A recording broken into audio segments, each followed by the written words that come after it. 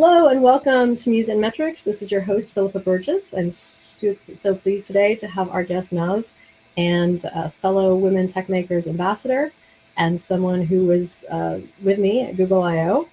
And we had a great time meeting with our fellow Women Techmaker Ambassadors and just so many other people in the tech industry and part of the Google ecosystem. And we're really, I know I can speak for myself, I'm so happy to be part of that community. But now I'm going to turn it over to Naz to sort of introduce yourself and then just start telling us about your role as a Women Techmakers Ambassador. Yes, of course. Hi, I'm Naz. I am a software engineer working in Siemens on electronic design automation softwares right now. And I am roughly working as a Women Techmaker Ambassador for like 9 years. I have been a Women Techmaker Ambassador when I was doing my undergrad back in Bangladesh. I was a part of the Women Techmakers Bangladesh community, and then I moved to Canada for my higher studies, and then I have also become the part of the WTM North America community. So I have been like working in WTM for like different aspects of my life, like undergrad, grad, and now in industry. And it is really pretty awesome to work on this community and growing in this community, I would say. I have done my bachelor's in computer science, and then I have done my master's in computer science, and my research topic was software engineering. And after my graduation here from University of Saskatchewan, I joined Siemens 2 years ago as a software engineer. We work on softwares which actually does electronic design automation. We use different algorithms to actually explain to our customers that there are chips, there are electronic chips, which are very important, like everyone is using it, how, in which situations or in which factors they are going to work the best. So, and I work on mostly C++ and Python development side to work on those softwares. I have also a background of machine learning research, which helps me to work in this field a bit more in detail. Well, that makes so much sense, because if you're doing algorithms, to me, that is in the AI machine learning space. Yeah. And that's very much core to my studies as a graduate student. The parts of it that I study are geospatial. And Okay. so a lot of satellite imagery and drone imagery and just maps. But then sort of the two sides of it that I'm very interested in are, one is machine learning, and then the other side is cybersecurity. And Cool. Yeah, my grad studies was about machine learning and software engineering. So at least one side we do match.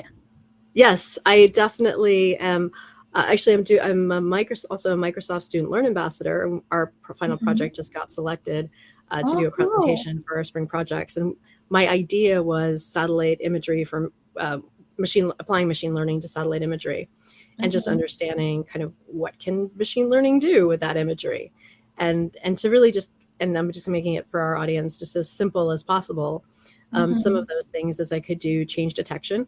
So you could see kind of a before and after and what had changed regarding a particular incident. You could also do categorization. So you could label different things. And then as you put in new imagery, it could tell you, and I was doing kind of land cover analysis and kind of disaster management, but it could tell you, this is the forest, this is the water, this is the city, this is the agriculture.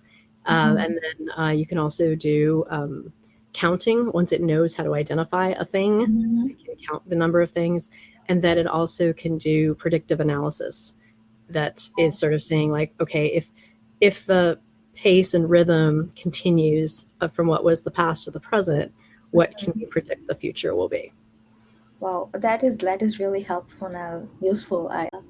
I still love to work on like different machine learning projects. Like I have been doing, like, as being a WTM ambassador, there's a perks of like getting inspired to create your own content. So like working on videos or working on projects, I still like to build things using machine learning, using AI. And recently with generative AI, with Gemini, I am trying to build projects and talk on those things. So yeah, this is like, these AI projects are really going to help people, I believe. Yes. And there's also, I think, to just put it out for everybody to be aware of these things. I mean, you have a master's degree. I have a master's degree. I'm in a Mhm. program for a second master's degree. But to say that you don't need a master's degree to get on these learning paths, a lot of the Exactly. companies, such as Google, Microsoft, Amazon and AWS, IBM, Mhm. Cisco, and the list goes on, have their own free or very low cost, but mostly free to get Mostly. started. Sometimes you have to pay for the actual certification exam just because there's hard costs for them involved in that. But the training itself is so accessible. Yes, and And you don't have to be an expert or like have a lot of knowledge to do it. Like if you're from like a different background and you want to switch to these fields, I think that is very easy with this kind of trainings, you know.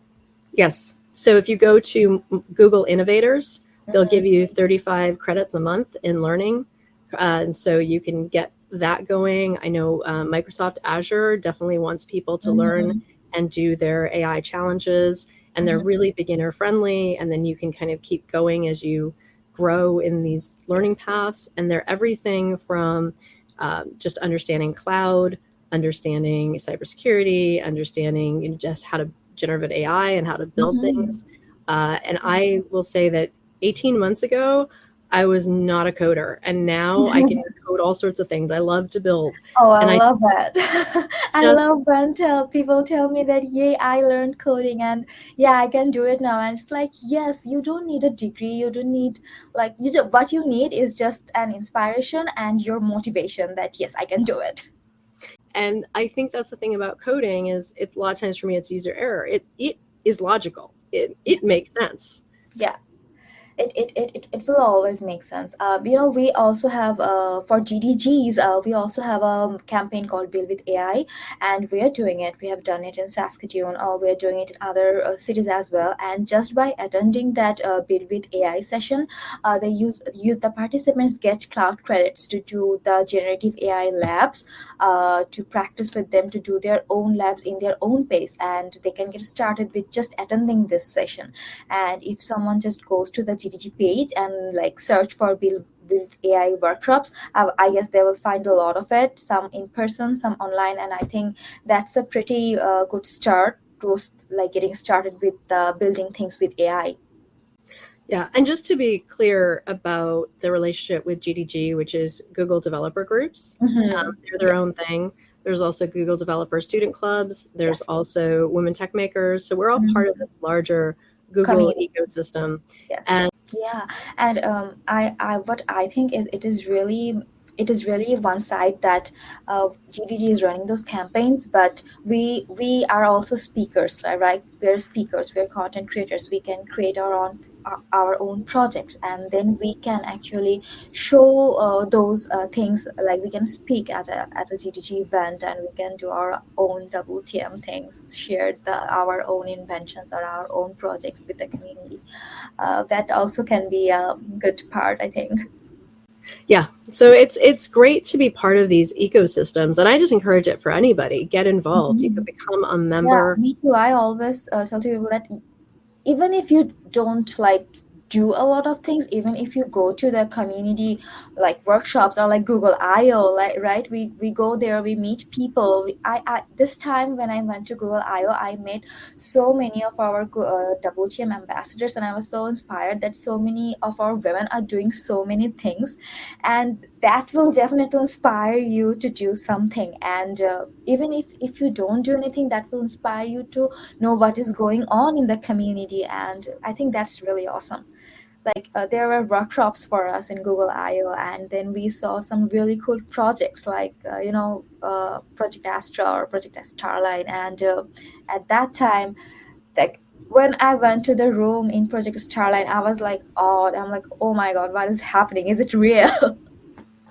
So that kind of stuff, I think, really gives you a chance to be creative, uh, planning your own projects or what you want to do, and then also meet with people who can give you ideas, maybe meet your mentor in there. And yeah, I really like it.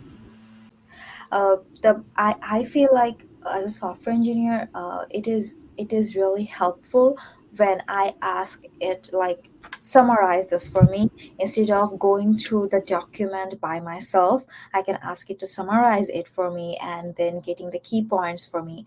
And also writing documentation, it helps a lot. Like whenever I'm writing a code and I'm asking it that what I'm doing here or writing the documentation for me, it gets really easier to write it by yourself than have the chat GPT or Gemini helping you doing these things that if you do from scratch might take a lot of time, but with a little bit help it gets really easier, especially Yeah, and summarizing. then that comes back to when we talk about these learning paths. Like some of them are to sort of be a cloud engineer or Mhm. learn machine learning, but other ones it's really prompt engineering. And sometimes prompt engineering you can take a learning path to do that, or other times it's just trial and error. It's trying to Yes. learn how to communicate with these large language models within, like with ChatGPT, with Gemini, and get it to do what you want it to do and get you the answers. And I didn't really understand my training as actually, I always thought it was within one conversation. So Mm-hmm. you open a new page and you start a Mm-hmm. conversation. And so my original understanding of it was like, oh, it's going to remember what we said in this conversation. It will draw from that, not realizing it now has remembered everything we've ever said for the last year we've been in a relationship, that I use it all the time. That if I open a blank page and I just say, what should I do today? It knows all of my priorities. It knows what I'm working on. It knows what my goals are and my uh, just all the things that I'm up to. It is so well trained in who I am, which is a little scary, but also quite helpful. It's helpful. I believe that when technology is changing, it is always a little bit scary, but it's always better to embrace it and to use its powers to like help us every day because then we can, I guess, use our full potential over it. I guess the main trick to use like ChatGPT and Gemini is to give like instructions in short sentences. Giving it more context always helps. Like whenever I ask it a question and sometimes I don't get the answer, I sometimes tell it, ChatGPT, you're not listening to me. And then I give it more context. I give it like clear instructions how I want it, what was the precondition, and how do I want it, and it always comes up with better solutions with better answers. So Yes. giving it more context always works, and as time goes by we are giving it more data because we're using it regularly. So I get with data about ourselves, it gives us more precise answers.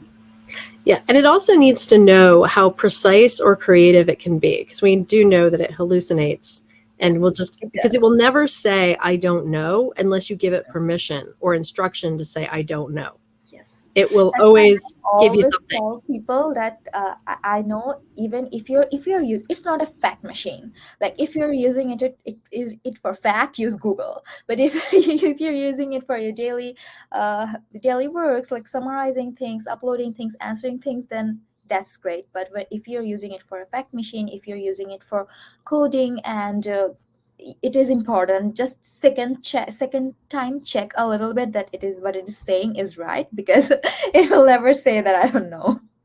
Yes, yes. So you have to very much, and You that's why have I actually like the ones where we're bringing an article in or we're bringing our data in and then having Mhm. it sort of work through that. That's why I like Notebook LM. That's one I recommend. Also, Bing is a version of ChatGPT. Uh-huh. So you can use Microsoft Edge and you can get the data.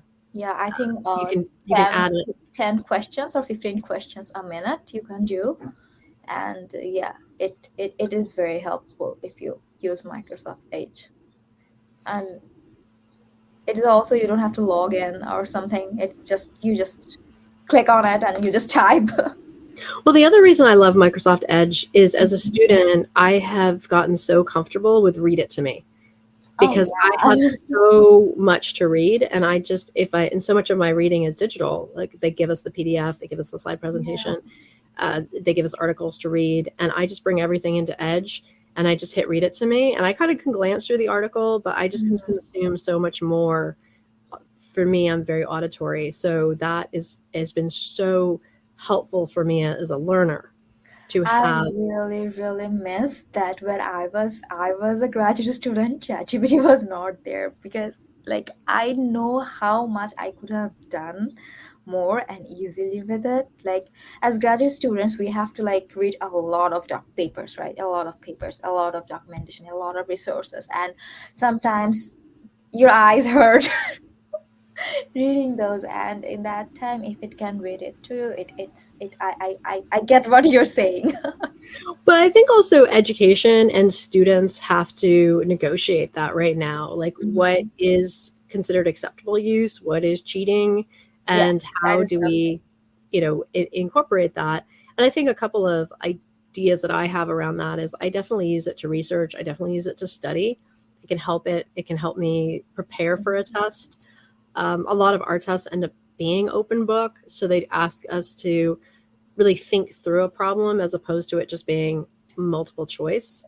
And they want us to bring in our own use case and our own thought process. Mhm. And so I think that you really, as a student, I think the idea is if you're always showing up and you're always doing the work and you're always participating, then using ChatGPT isn't like, oh, I'm taking a shortcut. I'm looking for the easy way out. Mhm. It can be a tool to help you, but it should never be a tool that sort of says, well, I didn't really study here, but I'm going to have you do it for me. You know, it, It, it feels it feels to me like it's like calculator. Like we use when we were like young in school, we used to use calculators, right? But it doesn't mean that we didn't know how to multiply, how to add up. We knew it, but we are using it to do a little more big problems, and we're using calculators to do the small stuff for us. So it should be like that when we're doing thinking, like you were saying, that most of the tests are open book and we have to think it anyways. And if we actually understand the problem, then we can take the help from ChatGPT because we know what we are doing. We are just trying to do it in the easy way, and as it is there, people are going to use it. So the problems or the assignments should be considering that people are going to use it, and people will still learn instead of using it. yes. And also, I thought it was interesting. So, I'm in two different departments right now. I'm in spatial sciences, where I study my geospatial, it's human Mhm. security and geospatial intelligence. And I'm also in law school, where Oh, I'm cool. studying privacy law and cybersecurity. So, I'm studying cybersecurity from a legal point of view. Mhm. And then I'm also on my own sort of skilling up on a technical side Mhm. of it. And it was just really interesting because we create map projects in my spatial sciences, and then with our law school, we're doing a lot of, what is the law? What are the Mhm. cases that inform that law? What are the regulatory responsibilities? And I find that the law material is really dense, that I find that bringing in a lot of the data to ChatGPT to have me sort of process it and Mhm. sort of pull out the most important pieces is really helpful. Mhm. And yet the law school is very, very clear, like, you can study with it, but do not do any of your assignments with it. They very much are have not integrated it into a use case there. But Yeah. my professor in spatial sciences, first Mhm. thing she said is use ChatGPT all Yeah. you want, because you have to figure out workflows. Ultimately, it's going to be your map. The Yeah. GPT isn't going to generate your map, but it can give you the instructions Yeah, to. that's what I believe. Like it cannot do your work, and if you understand your work, you will learn it anyway, but it will be able to help you definitely. Yeah. And I think it's important for me, it's been helpful in coding, in either understanding what is this code trying to do, or how do I accomplish whatever I'm trying to do in code? Mhm. Or more importantly, it's really helped me, how do I troubleshoot this? How do I Yes. solve this? How do I fix this? Troubleshooting is really helpful if you like ask if you give it a code and if you show them the error, or maybe explain it that this is doing this but I want to do it this like differently, and if it can help you a lot. Yes. And And I think for anybody who uh, doesn't know coding but would like to sort of get a Mhm. start to it, I think it's super helpful in terms of those early tutorials, just being able to have that that backup. And also it will give you informations precisely, which if you like normally search for it or google it, there are a lot of documentations. And sometimes when you're a beginner and you don't have a deeper knowledge, all those information might get lost, you might get lost in all those informations. But if you're getting a precise information about what you're asking, that actually helps, I believe, because there are a lot of questions, a lot of articles, right? And explaining the same thing in different ways. And if you're a beginner, you might get confused. Yes, and also I think even I've gone to it recently with I have this upcoming exam for a sort of cybersecurity certification. What are the best tools to study? And it immediately reminded me, I had kind of forgotten. And as a student, we have access to LinkedIn Learning. It was like, oh, there's this LinkedIn Learning, and there's this, and there's this. And Yeah. I had forgotten how many resources I have access to through our school. So the ones that recommended to me were free for me to access, but I hadn't even thought that they were available to me. So one was a book that's available through O'Reilly Media. One was LinkedIn Learning. So it just gave me all of these resources. So you can even ask it like, how do I study for something?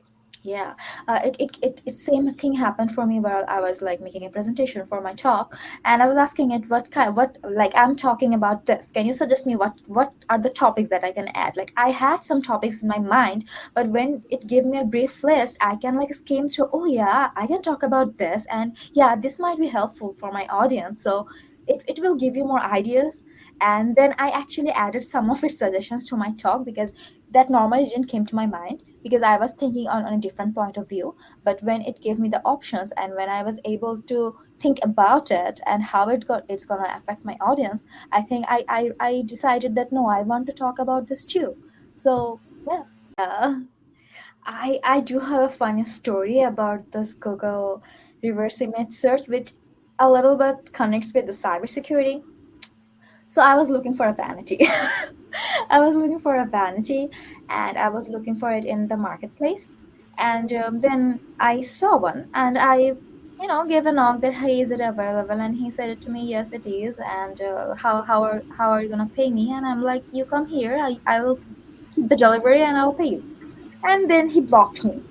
I'm like, okay, that's weird. And then the same thing happened the next day, same story. And then I was like, what is happening? And then I downloaded the image of the vanity, and I image searched for it, and it was actually an image of a shop, not of his house. And he was trying to do that scam, like he was trying to take the money before, and then maybe he would have blocked me either. But yeah, it helped me to realize that it is not a real product, so I shouldn't be paying for it. So that Google reverse search helped me, and I didn't get scammed. So yeah, that's something going on really hurt this time.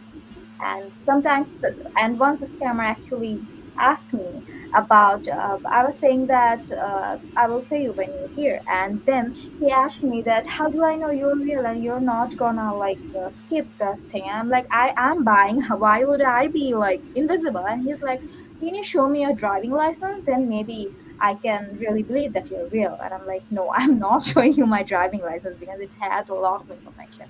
But I think these things are also need to be mentioned in the cybersecurity because sometimes people actually social engineer this informations, like driving license have a lot of personal information, and that can be used against you. And then when I have had people try to hack into my Facebook account, I've had no idea like why. And it's like, oh, they're trying to get into Marketplace because I'm a Yes. seasoned account. Yes. And whether they are trying to, I think most of it's pretending to sell stuff, like you said. It's not And real sales. they will give you a very nice picture so that you will be very intrigued to buy it. And I used to trust people about that, but then yeah, they do try to steal the Facebook accounts, and I think in KGG it happens a lot. They try to hack your account and then sell stuff because they think it will show you more authentic. Mm-hmm. Yes, because if they start a new account and they have no friends and no Yeah, profile, and it's then people will easily. understand what is going on. So, But if you look at someone and you're like, oh, they're a real person and they live around here and they have mm. friends and they must be. And it will be always local, like the area, the stuff is, like the product is, they always try to have a local account so that people will like believe that yeah, he or she lives in the city, so yeah, maybe it's real. And actually, though, even you said, hey, when you bring it over, I'll pay you. But it's like, I think even like we're getting into a place in our society. Do we want that stranger at our house? Yes. Or do we want to go to a That's something stranger's that house? giving our address, right? We are giving addresses to a stranger, which is not, I realize, which is not a good thing, because they have my address, which is like very personal, and in different, like even we are logging into our bank accounts or we are calling for our credit cards, they ask our address as a security question. So that is also, I think we should be aware of. Right. And I know there was one police department that that I heard of, that basically they use their parking lot as a place where people buying and selling online could meet and do those exchanges. Okay. And so that if you were doing something local, it was like, oh, great, let's meet at the police department. Yeah. And the police department, had cameras out there and had, basically they made it a safe space for people to do these kind of online. Good idea. I thought so. When I heard about it, I was like, yeah, that makes a lot of sense. Give people a safe space, and the police are right there. Yeah. that is really something. It even once it happened to me that I was very new in Canada. I just moved in for like 1 and 2 weeks, and I was like, I came from Bangladesh, so but this kind of calls are very regulatory, but I moved in a new country and I have heard that this place is nice and there should not be this kind of calls. So I got a call and they were like, yeah, it was about my visa status, that my visa status is going to change or something and I have to do something. And they were like, I am calling you from the Saskatoon police department, and they actually mapped the number. Like they are telling me, if you Google the Saskatoon police department number, you will see that it's the same number. And I actually did that. I searched in the Google for like Saskatoon police department, and it's the same number. Somehow they mapped the same number, like they called me from the same number which the Saskatoon police department has, to make it more believable. So that is also something. Because when you see that police department is calling you, you'll take it seriously, right? Yeah, and I think sometimes we have to kind of stop and say, can you give me your number and I'll call you back? Yes, it's always best, because this kind of institution should not be calling you. They will give you a mail in your mailbox. They shouldn't be calling you, and if they are, it's always better to call them back with your real information than talking on that kind. And also they sometimes ask your name, ask your birth date, but if they actually know you, they will have those informations. So it's always better to call back. Yes. And call back not just the number that they gave you, but the number that you look up and verify online that is their real number. Yes. And yeah, I've seen so many sort of scams in that direction. Because when I was young and I moved here, that was something like I really believed. But now, because I learned, so I don't do it. But it's the first time when you're young or you're having the first call or the first email. And I think it's really important for immigrants to have supportive communities and people that they can talk to, and resources and other people who have similar kind of cultural backgrounds, to share with them, what is legit, what isn't legitimate, and what those best practices are. Yes, you're right. Because when you're new in a country, you are going through a lot of changes, cultural changes. You're leaving your family there, and you want to feel safe and make everything right, because you worked hard to get here. You want to keep that, and that's something. When someone actually calls or emails you about that the safe place you built for this long, you worked hard, and there's something wrong in there. People try their best to, make it right. Yes. It also reminds me of an infographic, like just a graphic that I saw online that really resonated with me. And it resonated with me differently than why it was created and why it was shared. And it was this idea of a triangle, just like 3 points, three lines. And then this other one that was really complex, and it just looked like fabric, because it had 14 points that were connected. Okay. And all of the different interconnections.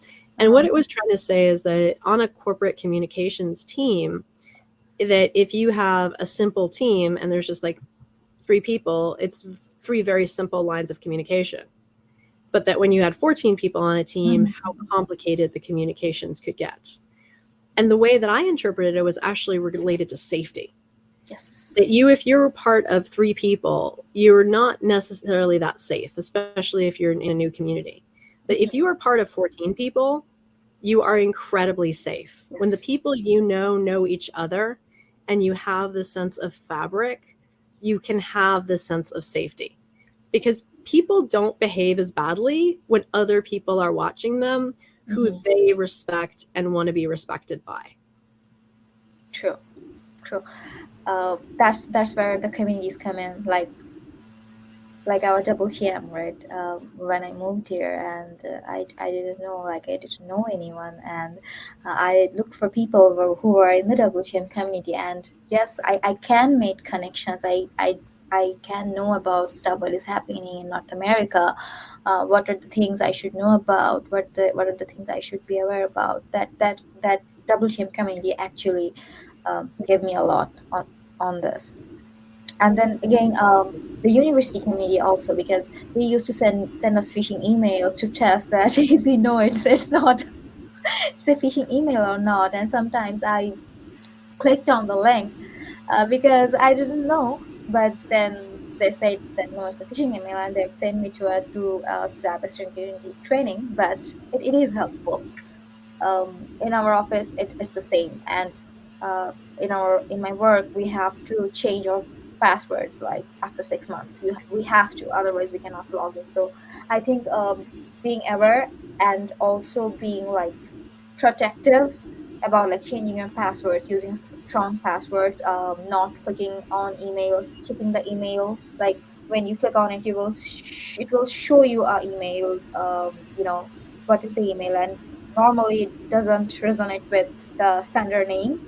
So those kind of things, I think we should always check. Even in case of the Facebook Marketplace, when they have a name of a local person, but the email they will send you for it sending money, it's normally different. So if you just see the details, you will easily understand that it's not like it doesn't make sense.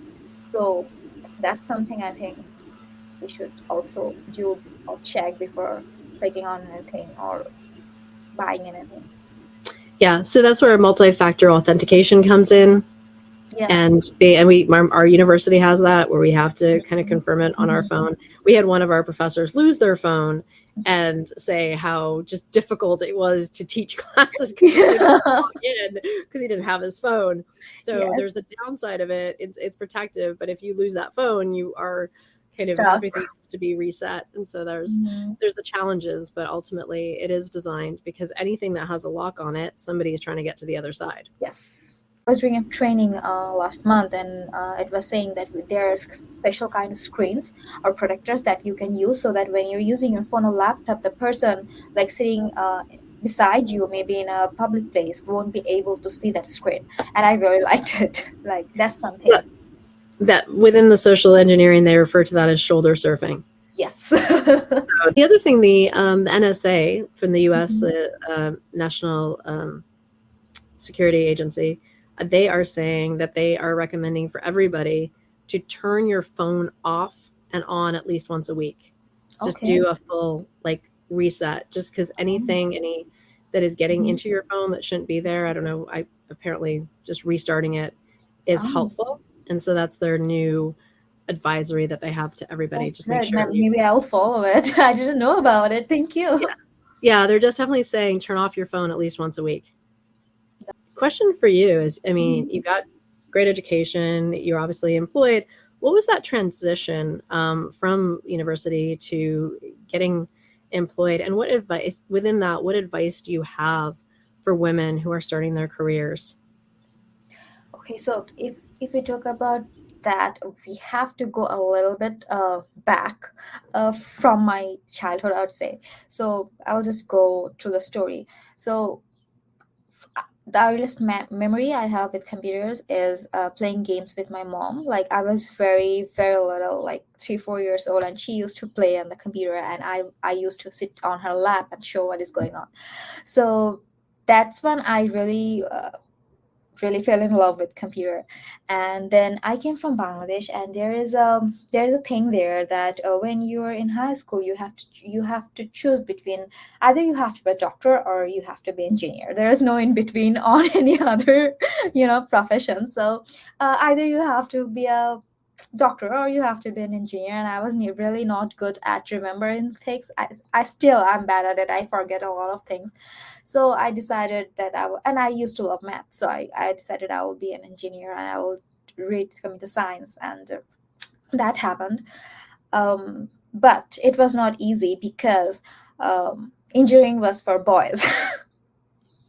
In there. So a lot of people ask me that, you sure you want to be an engineer?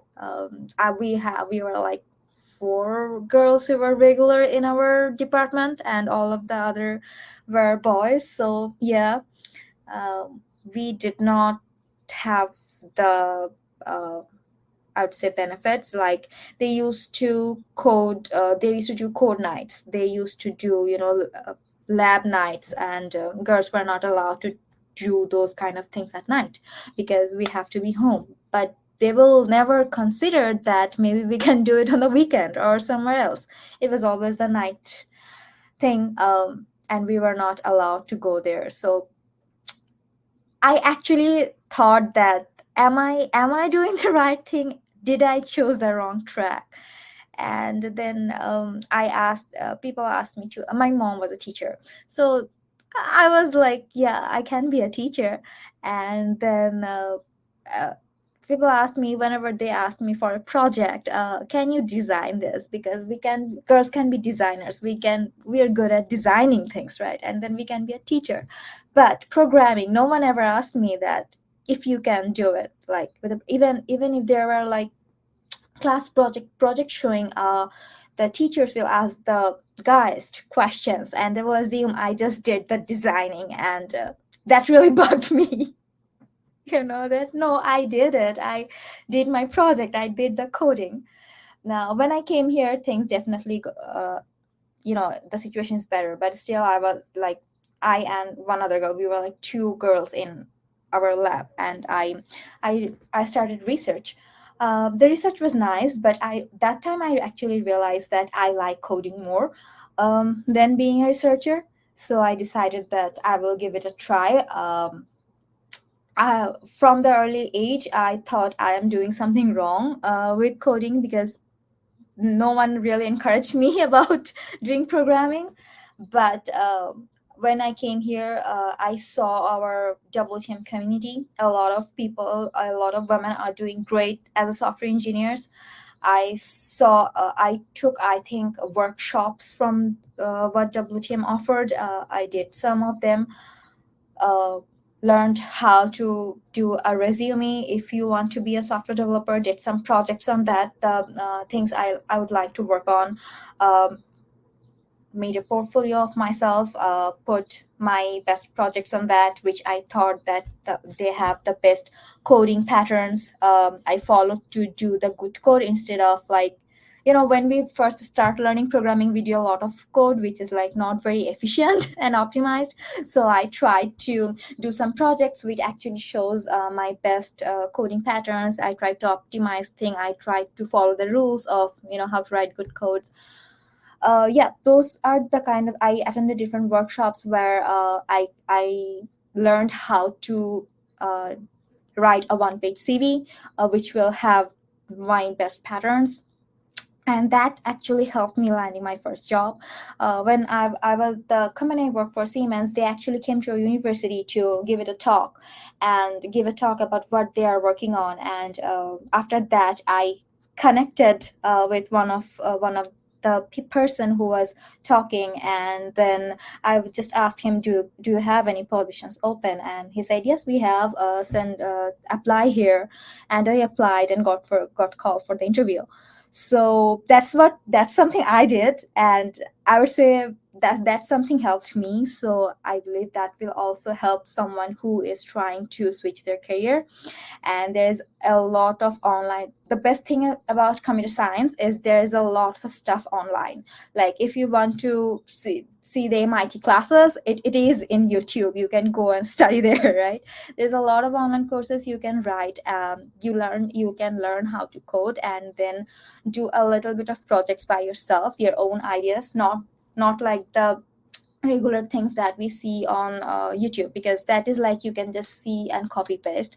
But if you solve a real problem that you're facing in your real life and do a little project, it doesn't have to be big. It's just something on your own idea, and you can make a project and you can talk about it. You do like good optimized code. That I think helps a lot, and that would also help learning a lot. Like you can learn through your own projects that how you can do better. And I think if you can talk about it on interviews, that's gonna help.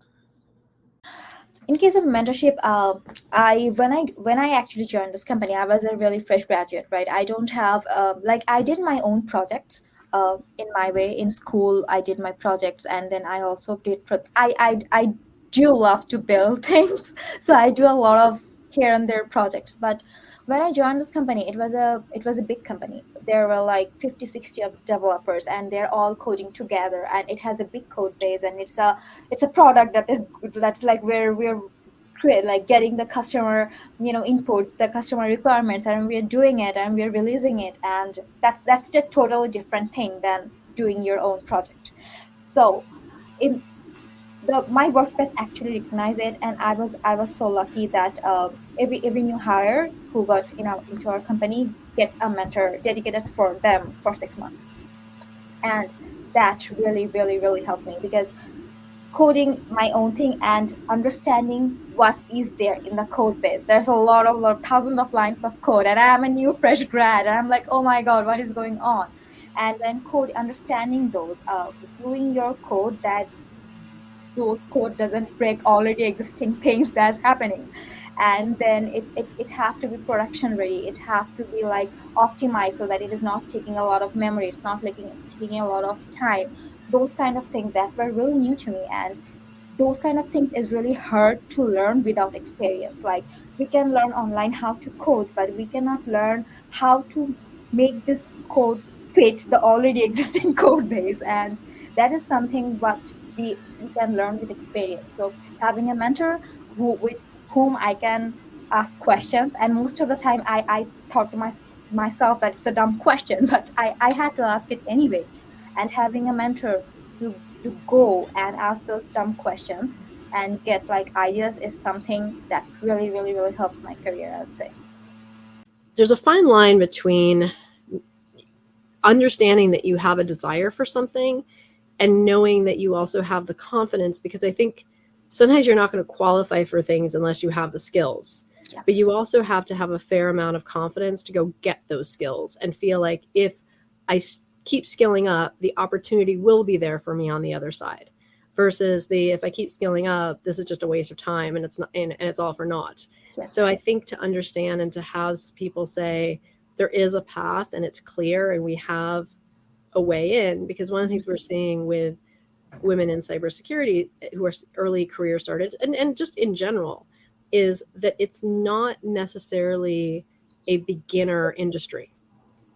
And so the question is, where are those beginner jobs? I am seeing some. They do exist. I have seen some remote cybersecurity jobs. That said, when they show up, they're getting hundreds of applications. So how do you stand out for them? But I think people need to understand that there's not none, but they are very competitive. And then also, I got an interesting tip yesterday from somebody, because she said she acknowledged the same thing, that there are a lot of positions that are very strict, 2 years, 3 years, 5 years of experience. And yet at the same time, she was saying that there are so many people out there who have 3 years of experience in AWS or in Azure or in Google Cloud Platform. Mm-hmm. But there's very few people who have experience in 3 of those platforms. And she said, you'll actually be way more competitive if you have 1 year of, and the 1 year of experience can just be in actively using them and just being someone who's outspoken as an expert in these, and being able to see that there's so many security gaps that come when you connect Google Cloud to Azure to AWS. And she's like, be that expert. Yes. I actually like the idea. Standing out is something that you really need to do. And one thing that I love to tell, that when you look for jobs, right, you will see the requirements. There's a lot of applicants for it, but you will see what are the requirements are.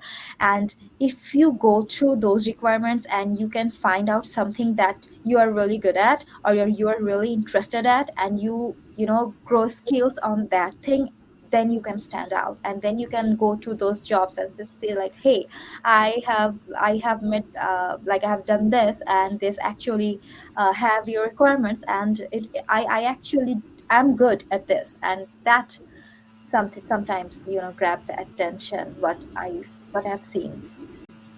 I So think so. I think the you have to have the confidence to niche, because I think if you when are I really was in broad, Bangladesh and everyone was saying to me that programming is for boys, you should be a teacher or you should be a designer, I was not confident.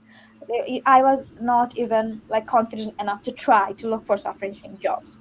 But when I came here and I saw our community and a lot of women doing lot of great things in software engineering, in even in like just in the industry, that actually helped me to think that maybe I can do it. And then I tried to look for jobs, and then I look for the requirements, that what I need to do to get those jobs. So you need the confidence to think that you can do it, and that is a big thing to do, I think. yeah. And I know one of my professors had said, you'll never work towards something that you don't believe you can have. If Yes. you don't believe it, if you don't see it, then you're not going to work towards it. It doesn't, it, to me, it's normal to create things and one of the things I'm actually going out of my way to do right now is I'm like, I don't want to build a business right now. That's actually the last thing I want to do. I do want to kind of play with content. I've got my first internship coming up this next year. I'll be working for government, which is kind of the path that I'm on.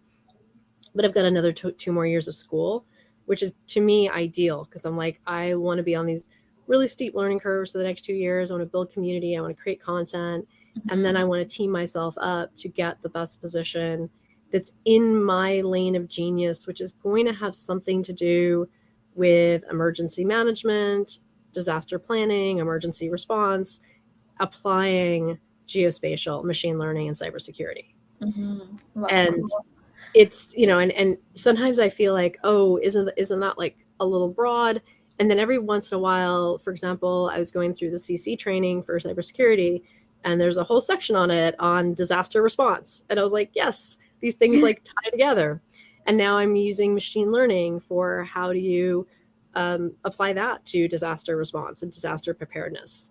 And so I'm seeing like the ways that these things actually are connecting in ways that I didn't anticipate. And yet I have this background in communication, and I just signed up for a FEMA emergency response communications training. And I was like, okay, let's go That's back correct. to the beginning, which is, so everything I like, so really it is the four things. It's communication and map making, which to me is a form of communication. Yeah, of course. Communication is really important. I believe that, because if I don't communicate with people enough, I wouldn't know what are the opportunities I might have. The ideas might not came to my mind, that what I can do with what I know, or what my potential is, or what I can do to help. So that's something like, if I wouldn't know about this podcast if I was not in the Google I/O and I haven't met you. So here we are today. Yes. Yeah, no, absolutely. And this is like why, and I'm just so joyful to have you on my stage and to share and to have these conversations, because I feel like a couple of things. One, I just want to make women in tech visible. And then, I really, really appreciate it, because I think we do need to have more visibility. And I really want, especially women in at young age, to know that they can be in technology, they can code, they can be in the industry, and there should be more examples for them. Yes. And I always coded in the early days of building websites because, again, I went into sort of the entertainment Mhm. media Yeah. marketing world. And so I've always coded. I just never had anybody behind me saying, oh, you should do that, or like, hey, here's how you could do it better, or Yeah. that there's an actual like whole world of tech that awaits you. And I never knew that. And actually, I was in the arts for so long that I didn't know there was even an on ramp into identifying as a woman in tech or a woman in science.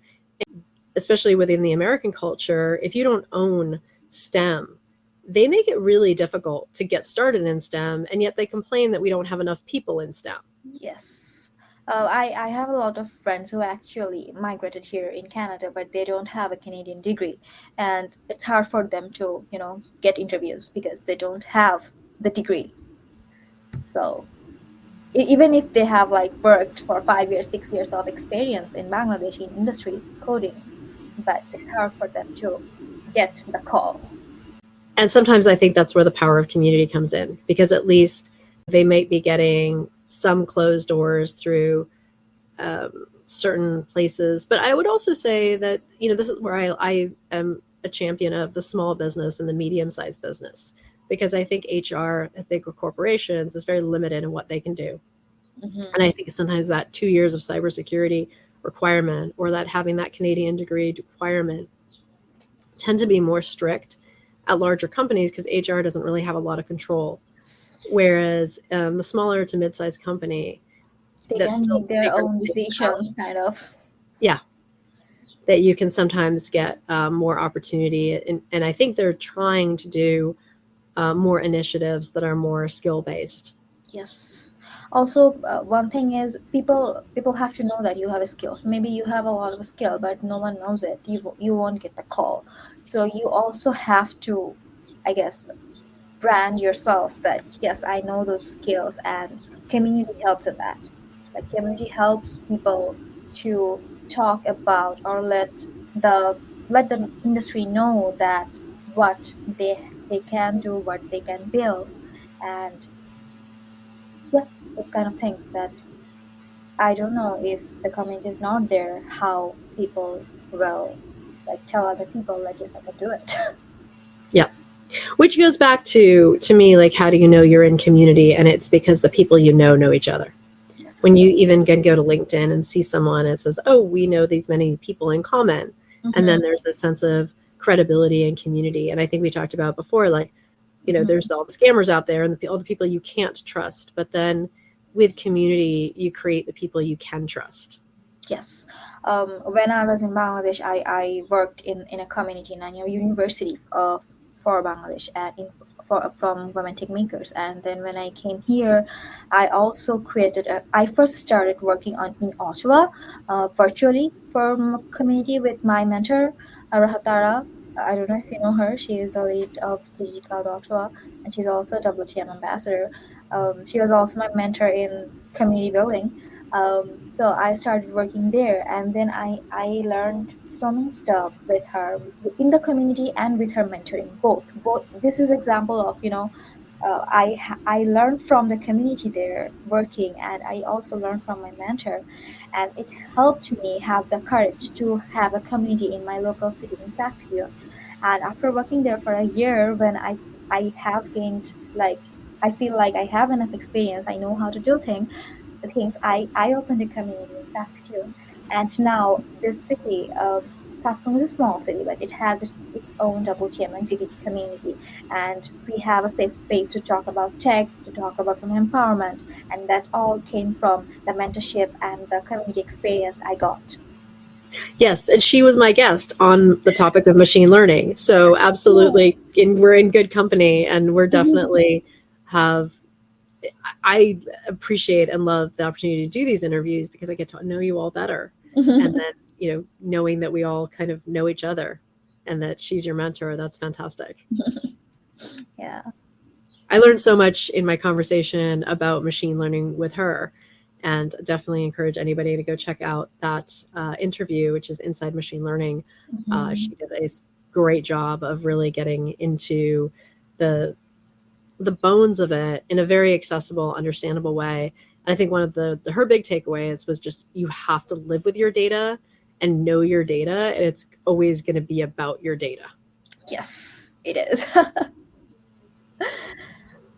And she had some very diverse applications and very diverse projects applying the data and the machine learning projects. Yeah.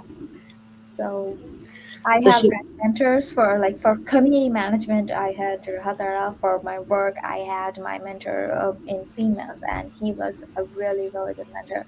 And I will acknowledge both of the sides of my career, like community and programming, and both of my mentors have really great, have a great part in my career development and my growth. Yeah. Oh, I love that. And just another thing as we talk about women empowerment, as we sort of wrap up, one of the things I think it's really important to have technical mentors. Yes. And it's really important to have lifestyle mentors, especially as women, especially as we start, we develop our education, develop our careers, and then start developing our personal lives, families. We have to manage so many things, and we have to be good at so many things, because if you're not good at once, then you cannot manage the another. We have a mindset like that. So we do need both of the mentors, I would say.